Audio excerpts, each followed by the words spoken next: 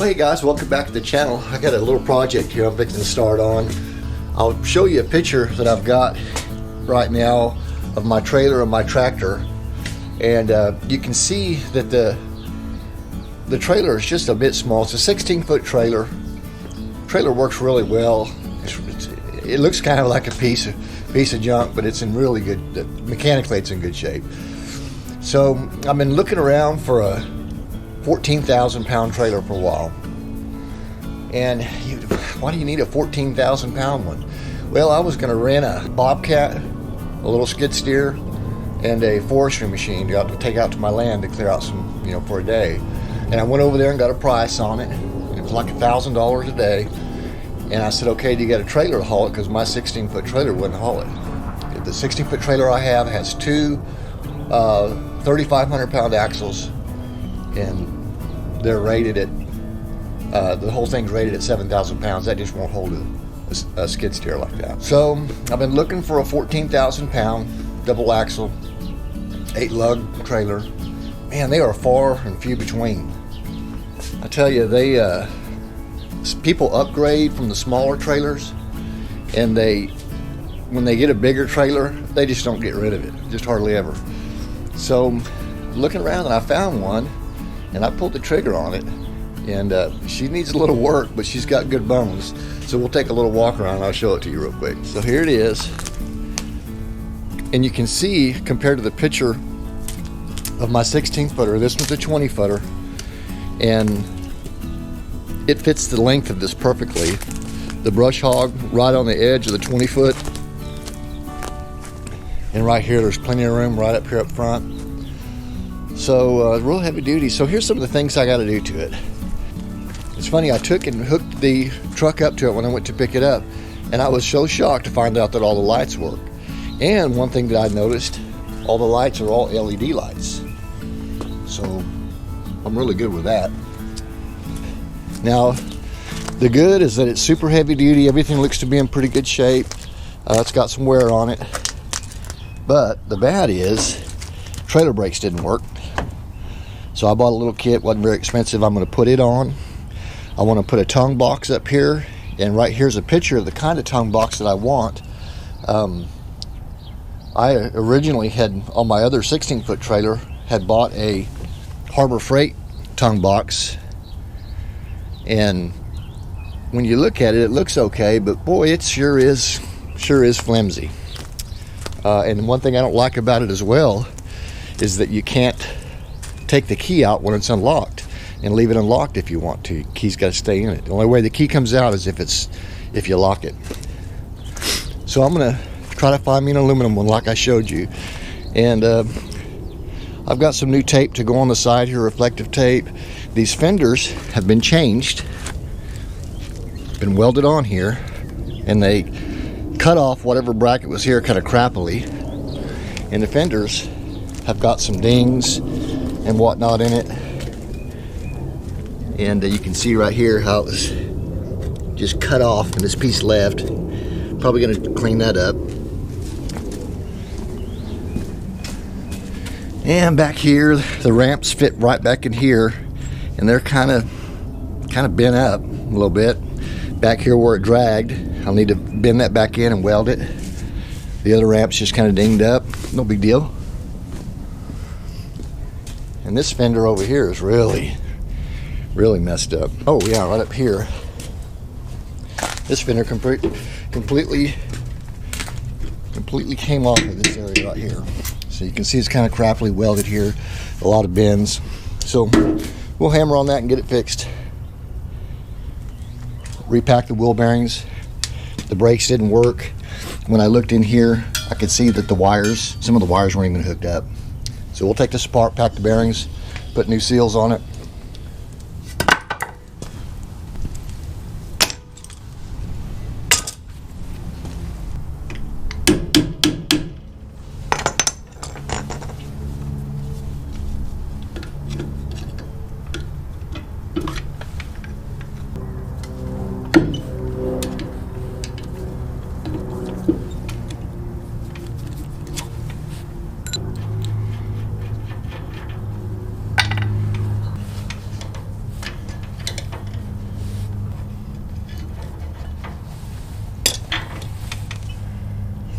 So these bearings, they really spun really well, and they seem like they were about the right tension.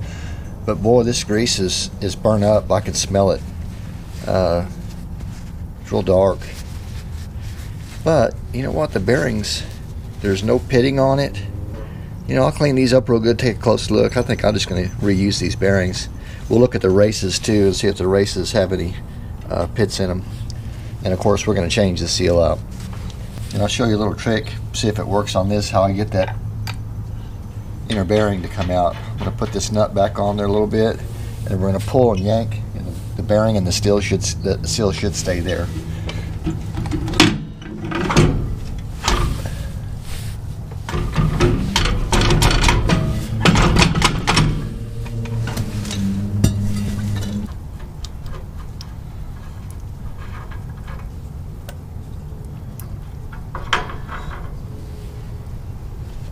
So most of y'all probably know how these brakes work, but on these electric trailer brakes, it's got this electromagnet right here, and it kind of rubs on the inside of that drum right there, or it runs close to it, just barely touching it.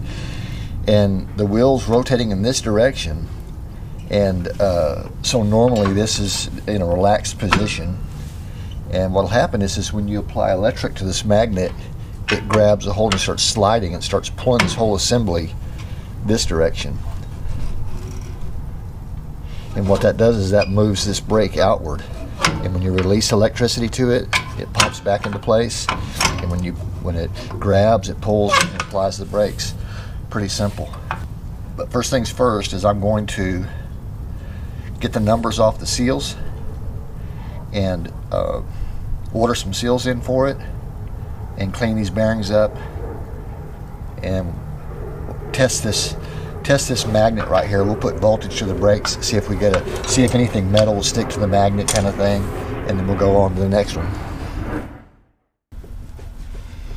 So on the seals, when you got to replace these seals, it can be a little bit of trouble if it doesn't have an old number on the seal. And if it doesn't have a number, what I'll do is I'll measure the outside diameter of the seal, and I'll measure the not the inside diameter of the seal, but the outside diameter of that spindle where this thing rides. We'll take those two numbers and the thickness of it, and then we'll search out some seals for it.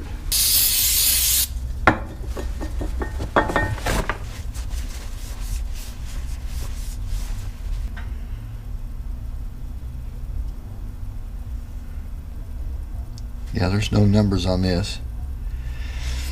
So what I'll do is I'm going to go ahead and take off the front one on that same side, and I like to keep this stuff separate. I like to keep the same bearings going on the same races, so I will not confuse where these bearings went and mix match them. So I'll look on the front, see if there's a seal number on the front, since I got to take it apart anyway.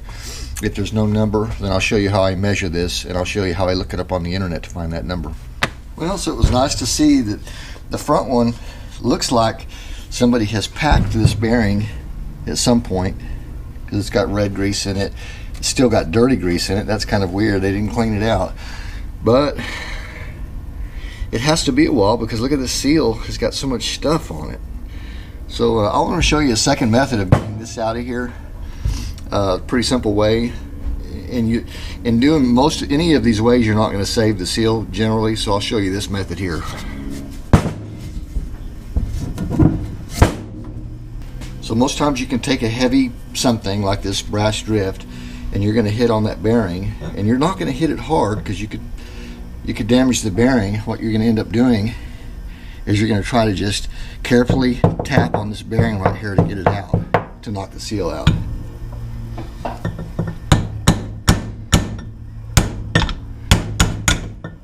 And it usually doesn't take much like that. But I've had wore out bearings completely come apart when I've done that.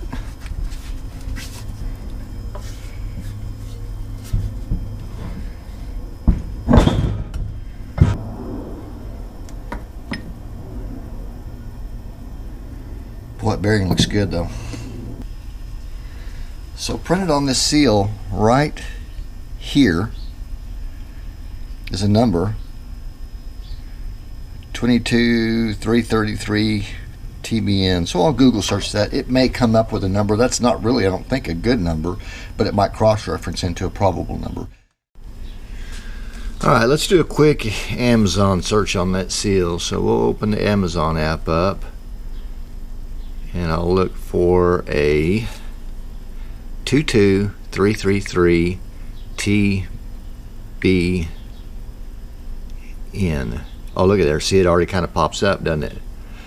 So we'll hit continue on that. Let's see what they've got.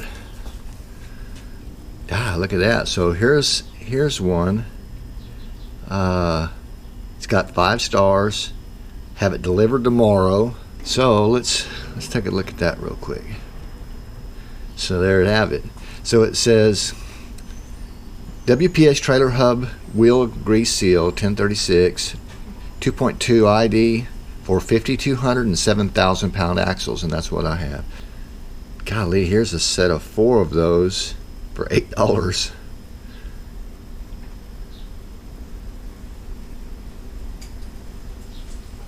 That's a double lip. So you see it says double lip on there. Let's see if these first ones were double lip.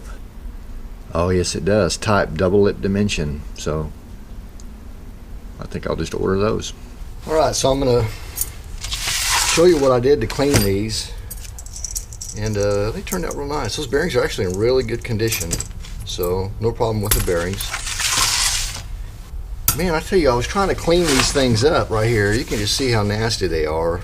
And so the first thing I did, I took some acetone and tried to drip them in some acetone to clean them.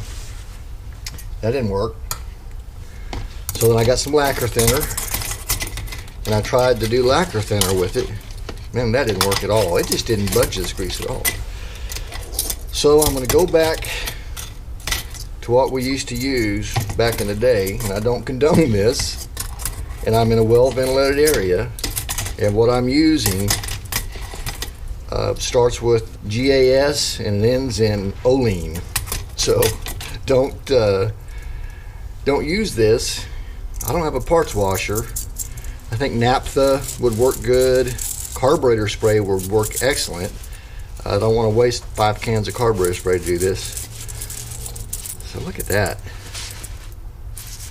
And what I do here is just go ahead and rinse it off with some carburetor spray, but I'm not letting this stuff really touch my hands much to speak of, and I'm in a well ventilated area,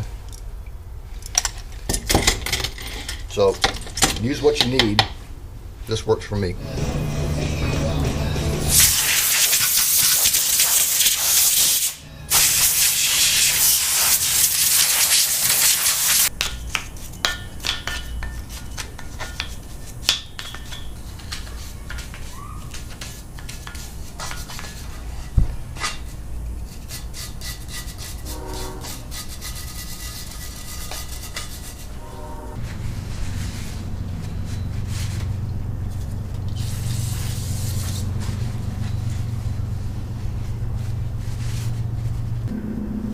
Some people think that you fill this cavity up in here with grease, and really that's not necessary.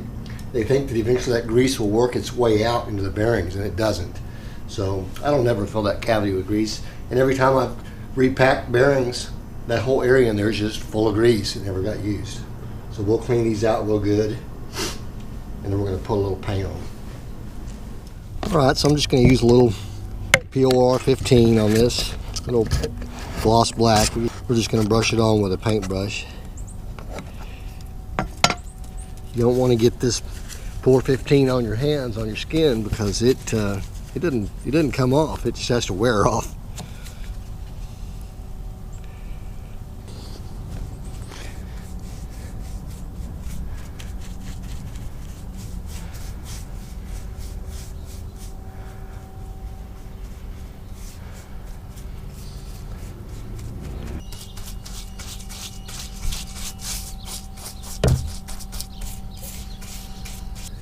If you've never heard of POR 15 before, POR 15 stands for paint over rust.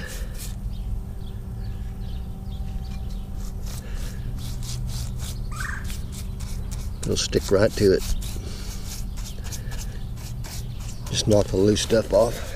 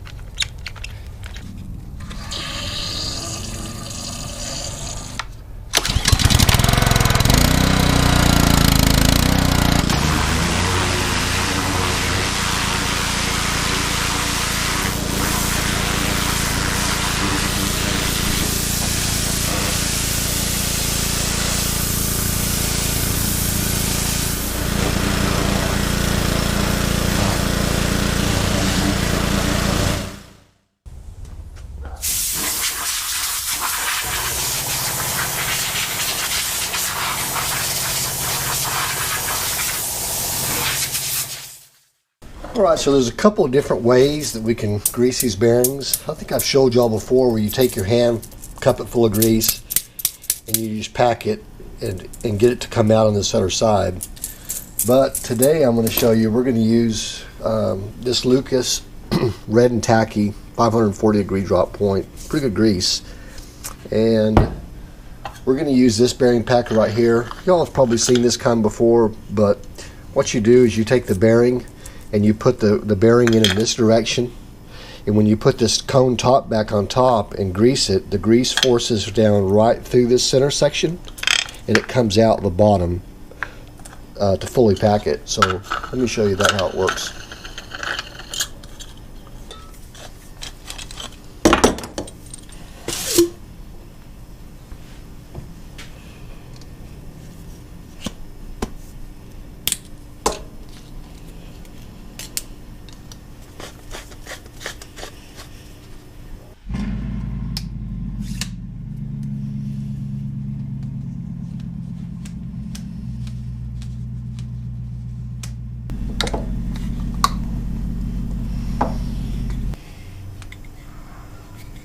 Here it comes.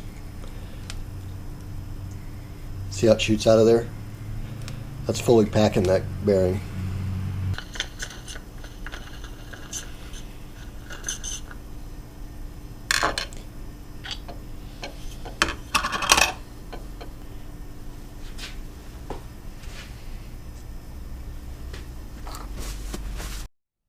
I've marked the drums what position they were so I can keep the bearings in the same place. So this is the rear passenger drum. Bought some new seals for it, got them off Amazon.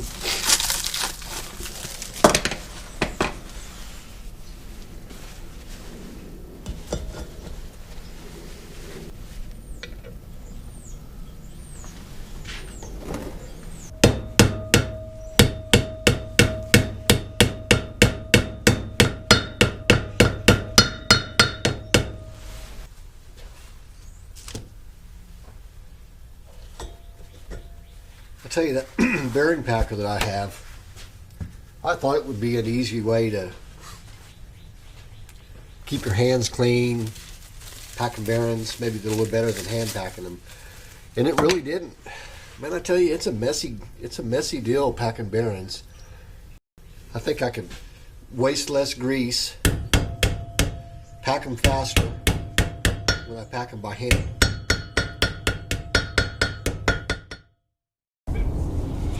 Alright, so I've got the brake shoes and all these backing plates. They're all real nice and clean, and the drums are ready to go on here. Before we do that, I want to check to make sure all these magnets are working on the brakes, and by looking at this wiring, it looks horrible. So I'm going to redo a bunch of wiring on this, and then we'll test these brakes.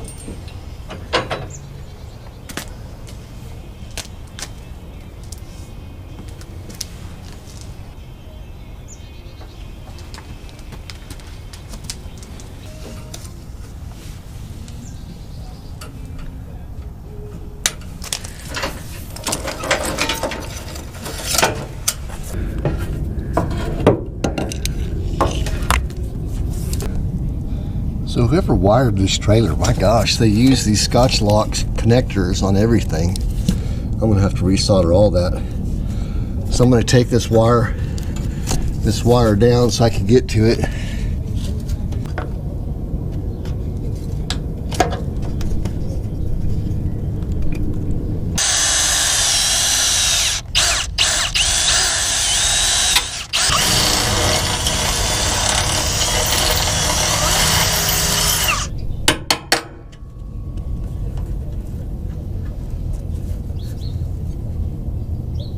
Alright, so I think I'm going to mount the breakaway box right here. It was over here on this side, but I'm going to have a toolbox that comes out all the way to this edge, and I don't want it to be tucked behind that toolbox. So I'm just going to mount it right there.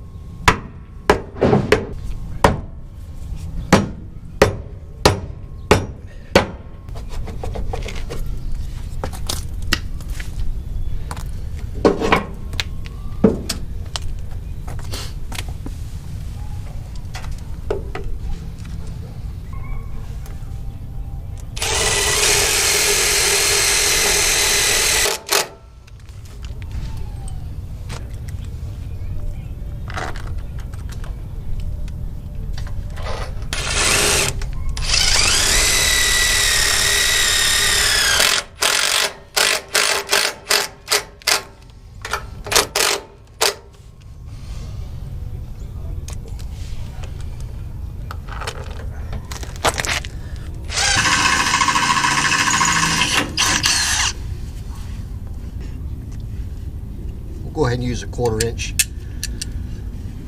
bolt and lock nut on the back side instead of just using like a self tapper, like a 5/16 self tapper or something, you know, small one.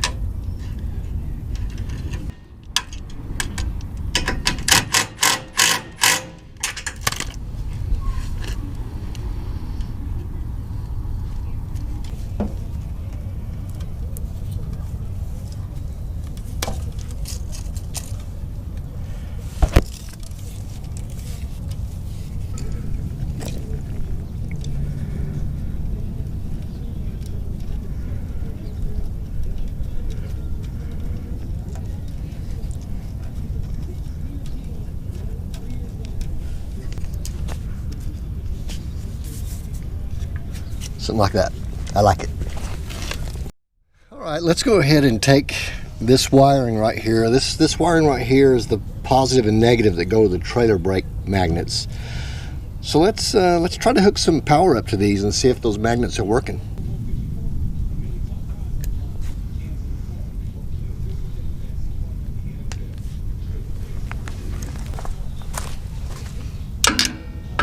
That was good.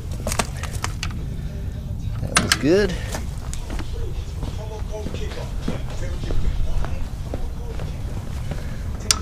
That one's good. And we know this is not going to be good because this wire's undone. So you know what? Let's see if we can bare that wire real quick and make it work.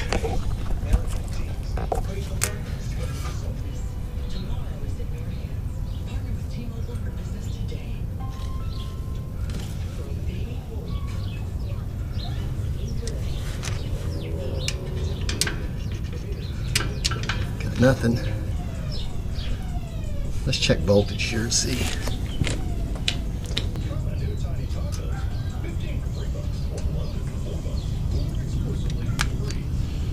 Well, I don't have any voltage over here.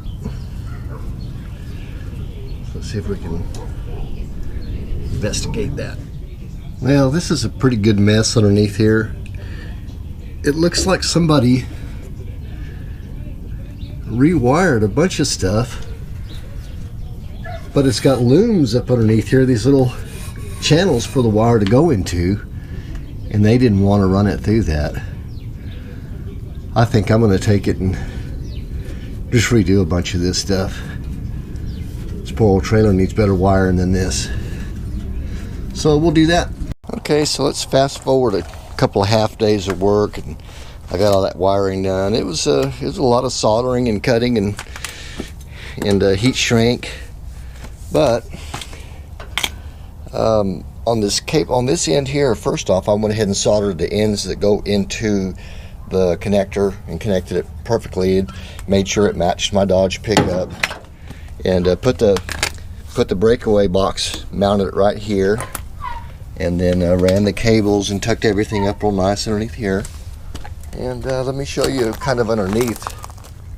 So you can see from the tongue of the truck where it comes up in here, the breakaway wires come in right off to the side there and attach into the original wiring. Everything is soldered. I went ahead and taped that up. I don't like the way it looks, but it'll work.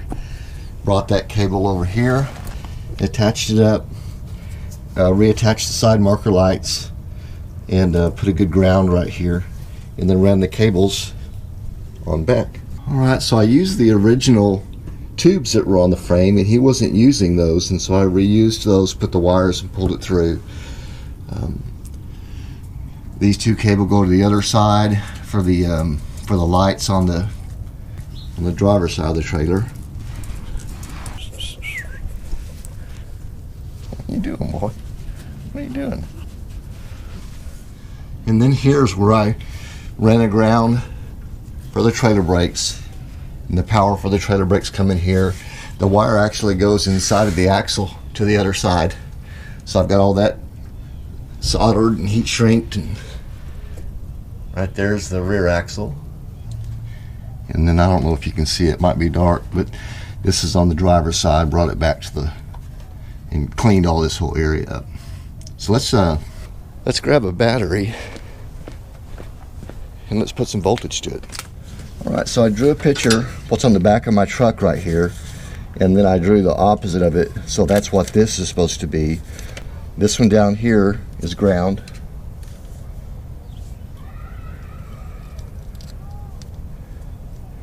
And let's do the running lights. Okay, the running lights are right over here. Alright, let's see what we got. Alright, looks good. Side marker. Uh-oh, that's not working. Yeah, we got a little connection problem back there, so that one's going to be good. Side marker here. Running lights in the back. This one I don't have hooked up yet because I'm going to pull the license plate tag off there and replace it after a bit. That one works. This one works. Okay, good. All those work. Okay, so next let's do the right hand brakes, or the right hand turn signal and brake. And that's going to be this one. And she's on. Good. Left hand will be this terminal right there next to the ground.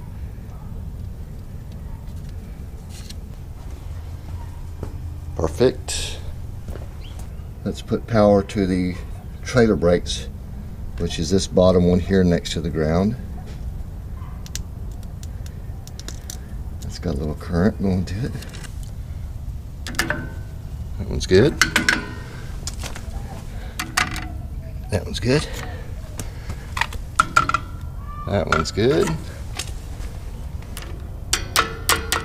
Uh-oh, that one's not working.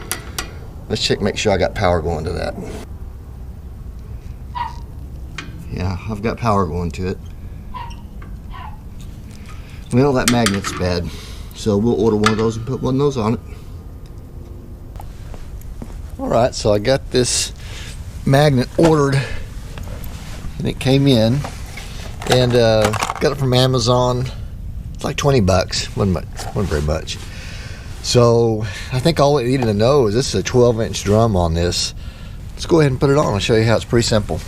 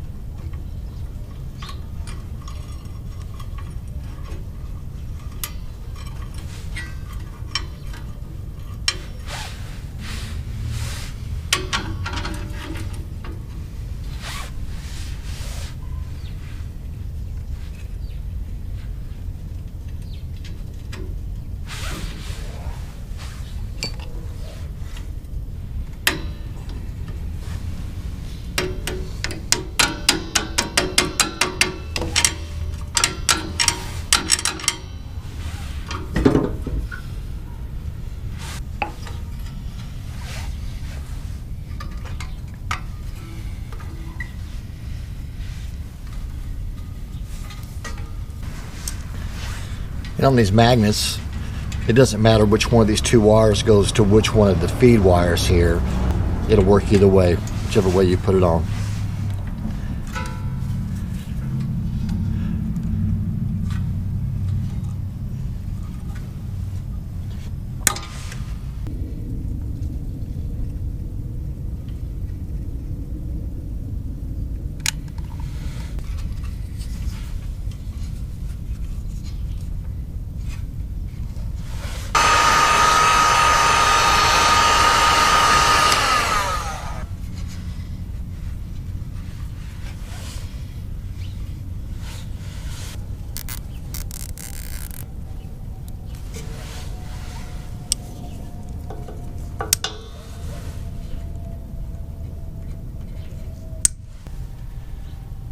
This would be our brakes.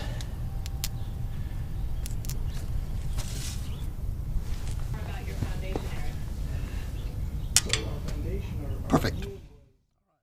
All right, so now let's take these drums and we're going to take them and go put them on that trailer real quick.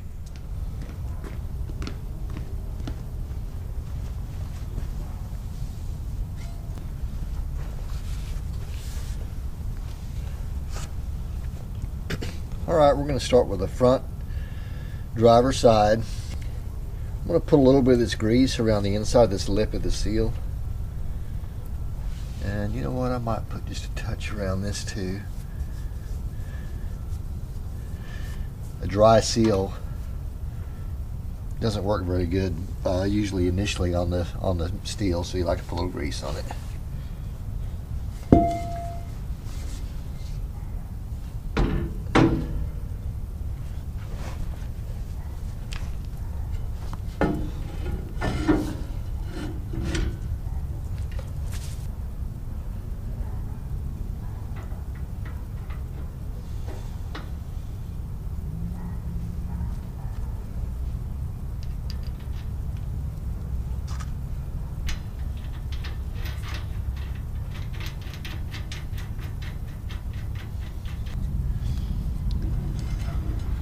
The general rule is to tighten it up real good and snug, spin it around a little bit, and then back it off just a hair. I'm going to back it off here just to line up that cotter key here. That feels good. I'll check this after a couple of months of driving on it maybe.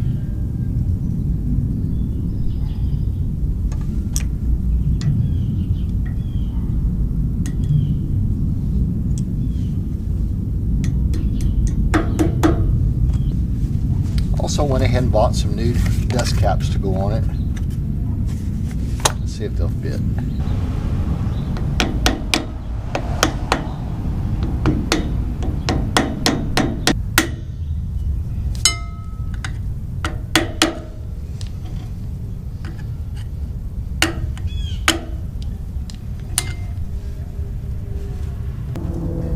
Right, and to adjust the brakes on this, there's a star just like any other brake drum, and it's right here, and you access it through the back side. So I'm going to pop the plug out of the other one there, and I'm going to break these brake shoes just to contact it.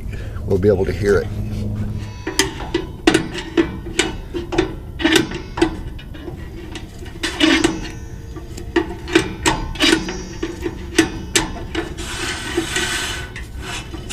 There you go, right there.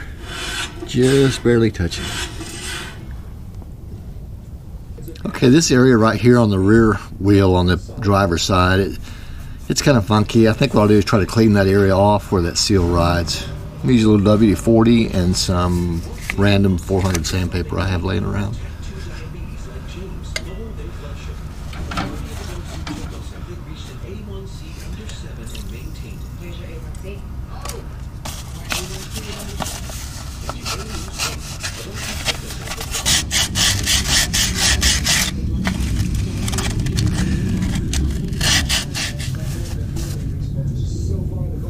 Yeah, that feels pretty good.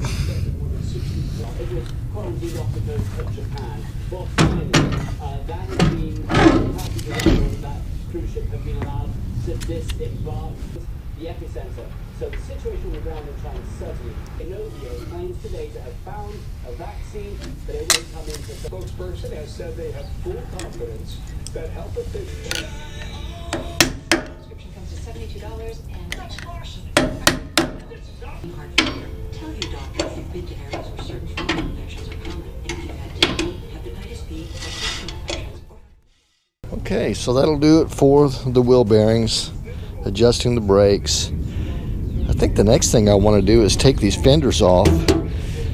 They were, man, they were in pretty bad shape. I think we could take them off and bang out some of the bends in them. Put a little better weld than what he put in here. Get this other side. That's pretty rough. Little weld right here. So let's cut those off real quick. See what we got.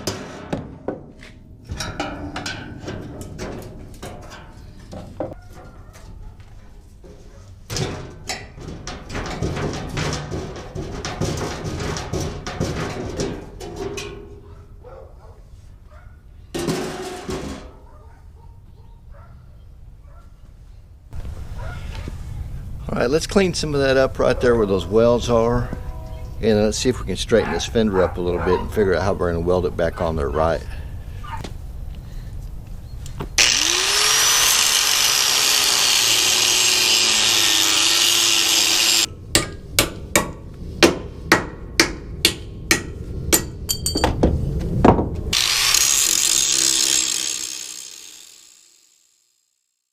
Alright, I got this pretty clean right here.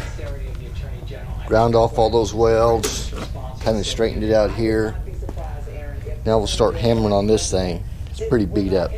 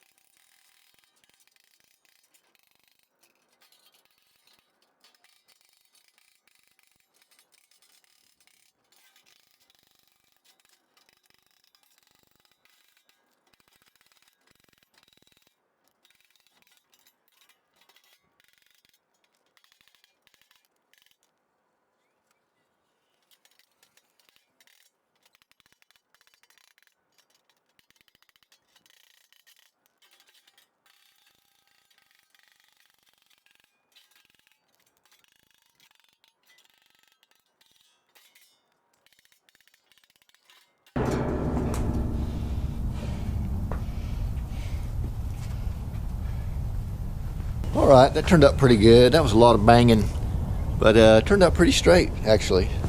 So I'm going to look it down here, see how this needs to be supported. Besides just welding it, I need to come out with some strength from where it used to be, and then same way up here. I'll get it closer, weld it, maybe make a little bracket that goes up underneath here. And I'm going to weld it underneath here too and weld it here.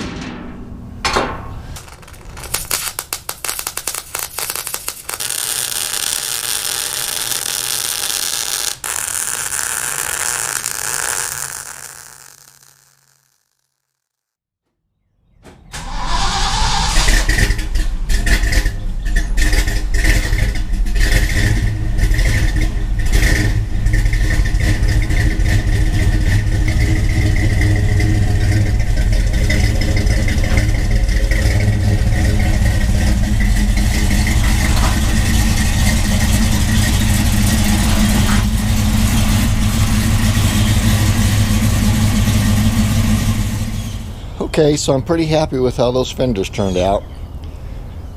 I've got this driver's side on, all welded in place. And the passenger side I got on there. Just gonna do a little sanding on there, and then we'll put some paint on the whole thing here in a little bit. What I want to do next is fix this back here. And I'll take that light out and go, hopefully I can just bang that in place and re-weld it.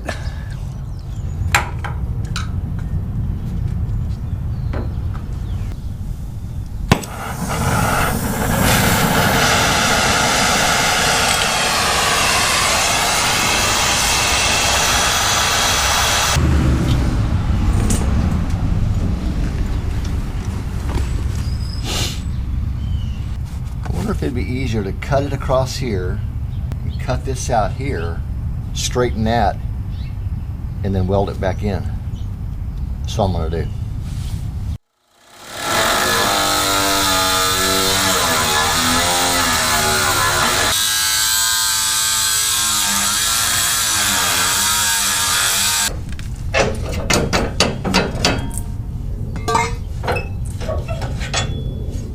It'll be easier to straighten that out too.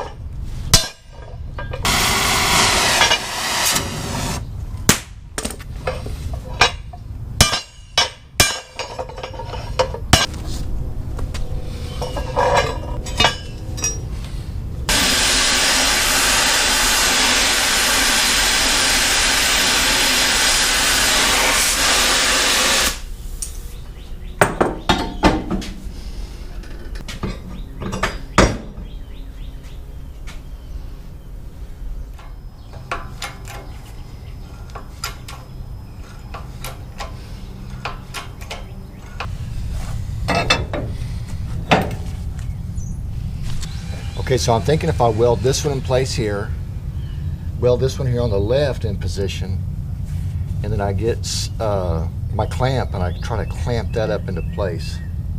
I think that'll work.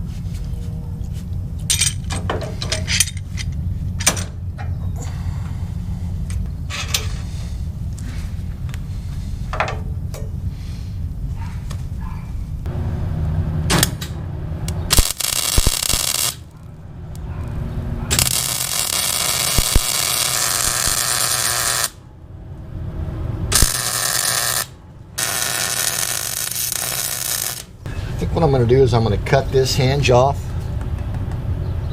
put everything together, clean it up, and then re-weld the hinge in so it closes properly, because these probably ain't going to line up.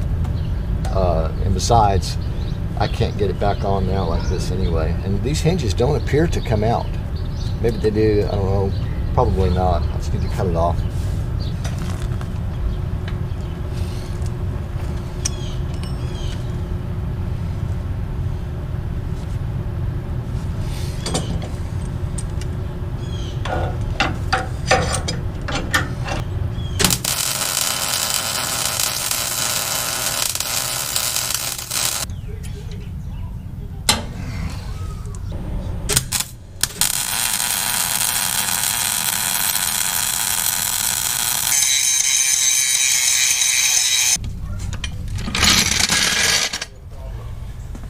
Okay, so I'm good with that. I think what I'll do now is pop all the lights out and the grommets. Go ahead and scrape all these stripes off. Sand everything off on it right here, and we'll put some paint on it. Oh, and then up front, I've got a, after I paint all this and it dries, I've got a aluminum box I'm going to put up here.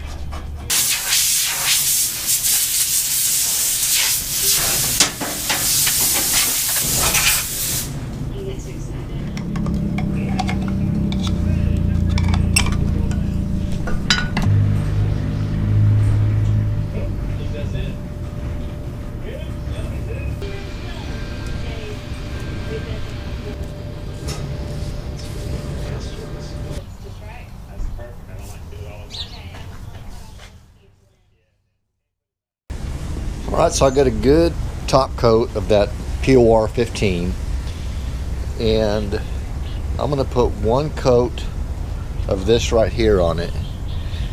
POR 15 makes a top coat, direct to metal, no need for primer, but it says use over POR 15, rust preventative. And the reason why we have to do that is I know by experience that if I leave this POR 15 on here unprotected, it won't stay pretty like this. It's going to get all chalky, and even if it's not in the sun, I've had some get chalky. It was on some suspension parts that I had underneath the vehicle, and after about a year and a half, it's really kind of crappy looking. So I'm going to put this top coat on there, see how it ends up. So that turned out pretty good. All I need to do now is I'm going to lay some of this DOT striping tape on the side like was there before, put all the lights on it. Oh, I've got one more thing I got to do after that.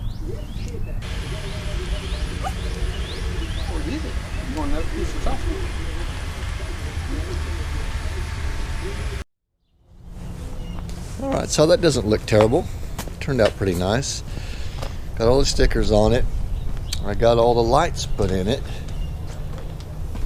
I need to put the license plate light back here. I'll do that here in just a second. So the next thing I want to do is I want to put this in it right here. A little thinner aluminum than I thought it was going to be, but I thought it was going to be thick like regular diamond plate aluminum is, and it's not. But it'll hold the chains and hold some things. So let's put that on real quick. Okay, so I laid the box down up here and I marked it off, but it turns out I wanted to check this to see if it was level with the side rails, and it's not. There's a huge gap, and I don't want the bottom of that box, since it's thin aluminum, I don't want it to bend down in there. So what I did was these two holes were already in there, so I took this piece of steel, I drilled holes in it, and that is perfect up here for the front. And it's a little low here in the back, but I'm going to go ahead and pull it down to it and just keep it tight. This will give the center some good support, and the edges will rest on the side. So let's bolt this down, and we'll drill some holes here on the side.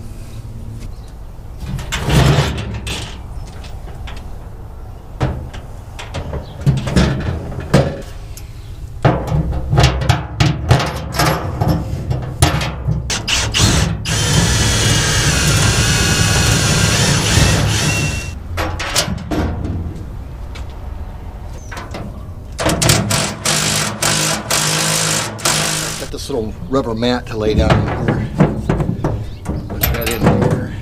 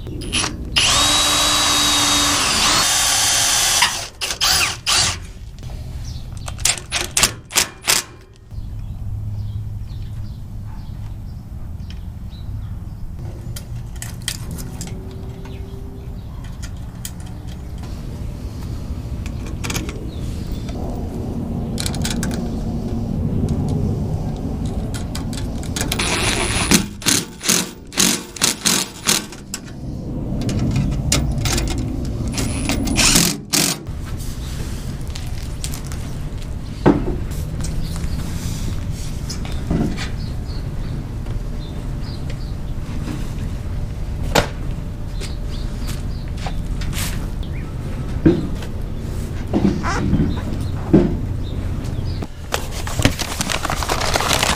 went ahead and bought some chrome lug nuts for it too.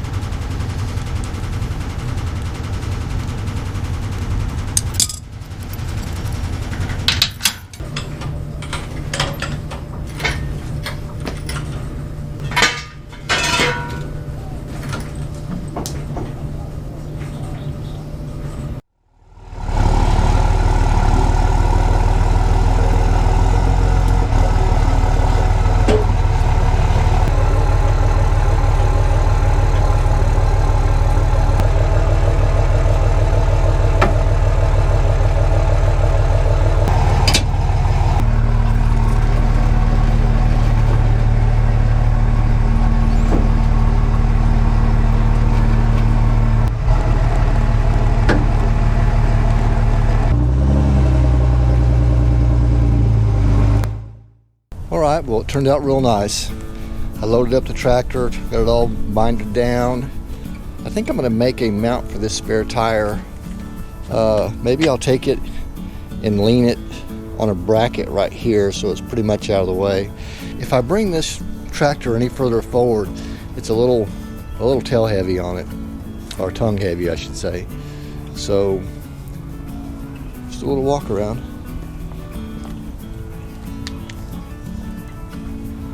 The lights work perfect.